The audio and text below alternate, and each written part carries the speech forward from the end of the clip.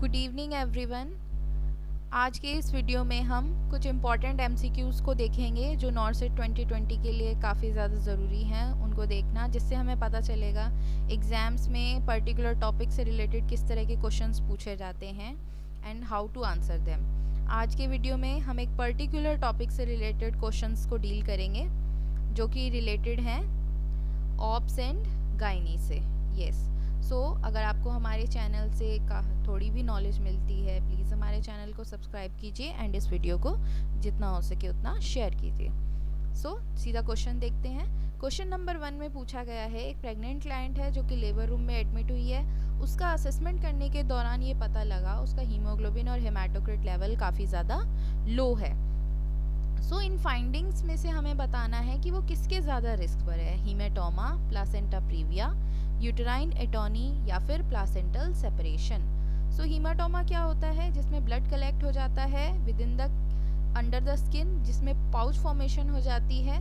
Placenta previa क्या होता है? जिसके अंदर लो लाइंग प्लासेंटा होता है, या तो सर्विक्स के पास होगा या बिल्कुल सर्विक्स के ऊपर होगा। यूटेराइन एटोनी क्या होता है? जिसमें यूट्रस कॉन्ट्रैक्टेड नहीं होती, जिसकी वजह से काफ़ी ज़्यादा ब्लीडिंग होती है।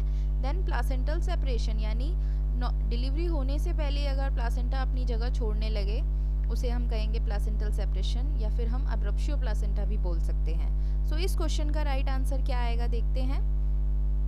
सारे ऑप्शंस को ध्यान में रखते हुए जो सही आंसर आएगा वो आएगा प्लासेंटल सेपरेशन। यानी वो जो लेडी है जिसका हीमोग्लोबिन और हेमाटोक्रिट लेवल लो है, वो किस चीज़ के ज़्यादा रिस्क पर होगी? प्लासेंटल सेपरेशन के। सो सीधा नेक्स्ट क्वेश्चन पर मूव करते हैं। लेट्स सी, हमारा नेक्स्ट क्वेश्चन है, while going through a patient record a midwife document that the fetus station as it denotes। so basically fetus station होता क्या है?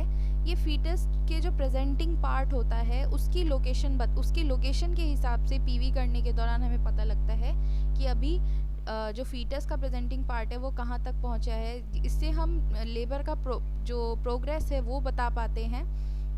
सो -1 का मतलब क्या? -1 अगर किसी फीटस का स्टेशन है तो उससे हमें क्या पता चलेगा? इसे हम एक पिक्चर की मदद से देखते हैं, आंसर भी उससे काफ़ी हद तक क्लियर हो जाएगा। सो ये जो प्रोट्रूडिंग पार्ट होता है पेल्विस का, इन्हें बोला जाता है इस्चियल स्पाइन। सो इनके लेवल के हिसाब से हम बताते हैं कि फीटस का स्टेशन क्या है। सो यहाँ पर आप क्लियरली देख सकते हैं, अगर फीटस का जो प्रेजेंटिंग पार्ट है ये हेड है, ये अभी इस्चियल स्पाइन पर है, तो वो स्टेशन 0 होगा।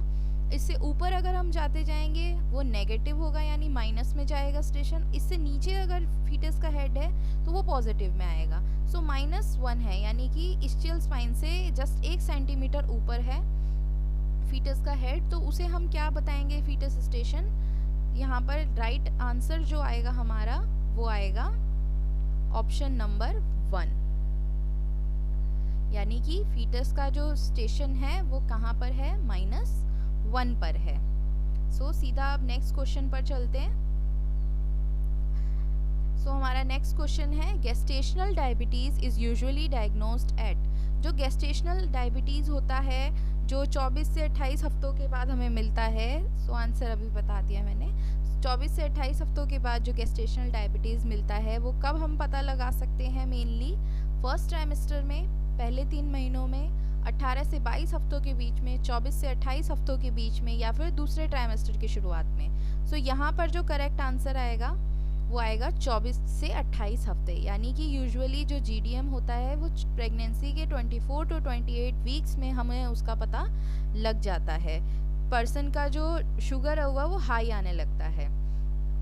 Next question is, Spalding sign is seen in. Spalding sign कहाँ पर किस कंडीशन में मिलता है हमें?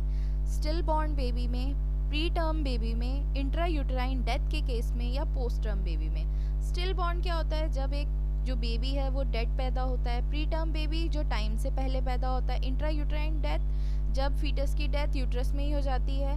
पोस्ट टर्म बेबी जो कि 42 वीक्स के बाद में पैदा हुआ है, उसको हम क्या कहेंगे? 40 वीक्स के बाद पैदा, उसको हम कहेंगे पोस्ट टर्म बेबी।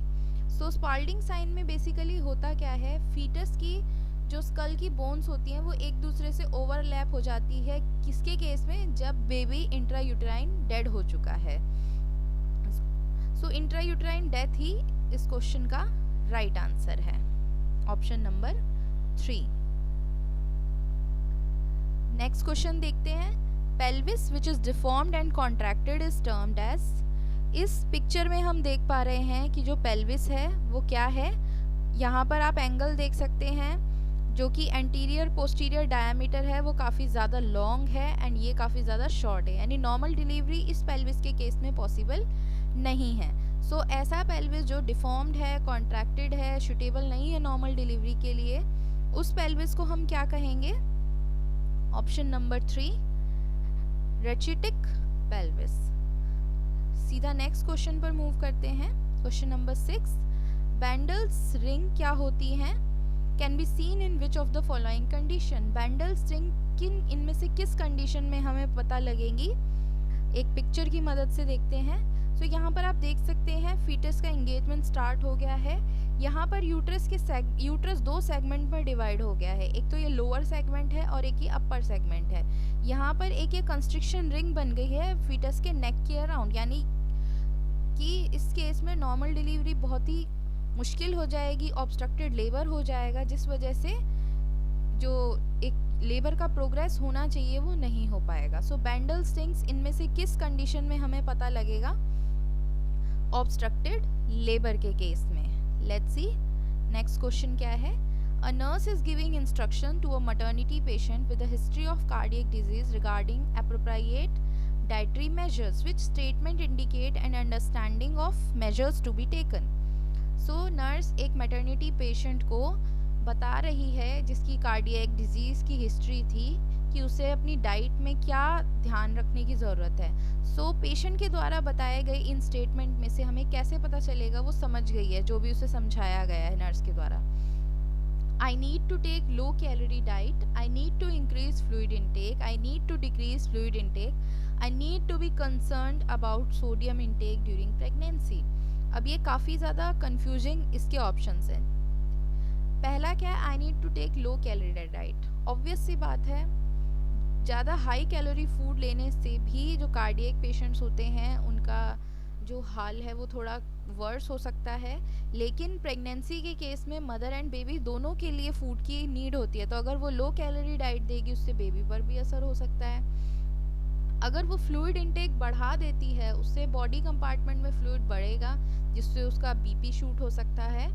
अगर वो डिक्रीज फ्लूइड इंटेक लेती है तो डिहाइड्रेशन हो सकता है, वो भी उसके लिए ठीक नहीं है।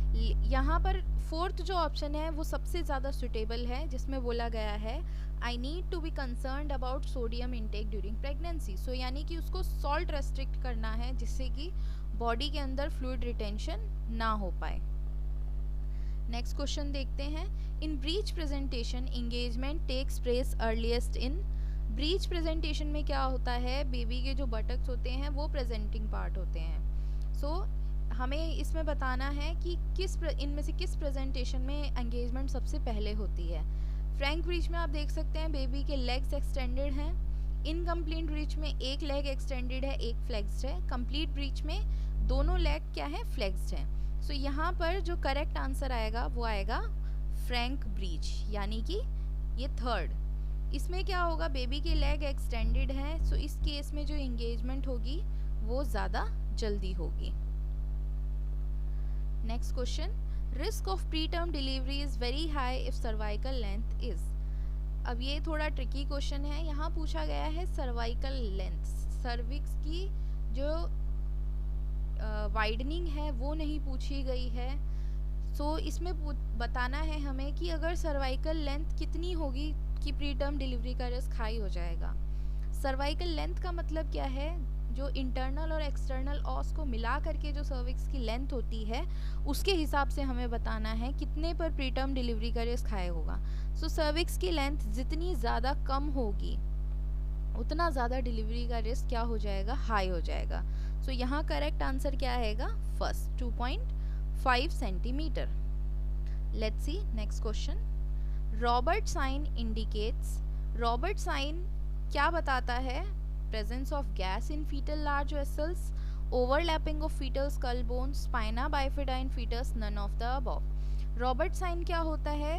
जब इंट्रायूट्राइन डेथ हो जाती है फीटस की जो लार्ज वेसल्स है, बेसिकली हार्ट, उसके अंदर गैस फॉर्मेशन हो जाती है जो हमें यूएसजी में पता लग जाएगी। सो इससे पता लगता है कि जो बेबी है वो यूट्राइन में ही यूट्रस में ही डेड हो चुका है। सो यहाँ पर जो करेक्ट आंसर आएगा वो आएगा option number 1। Thank you for watching.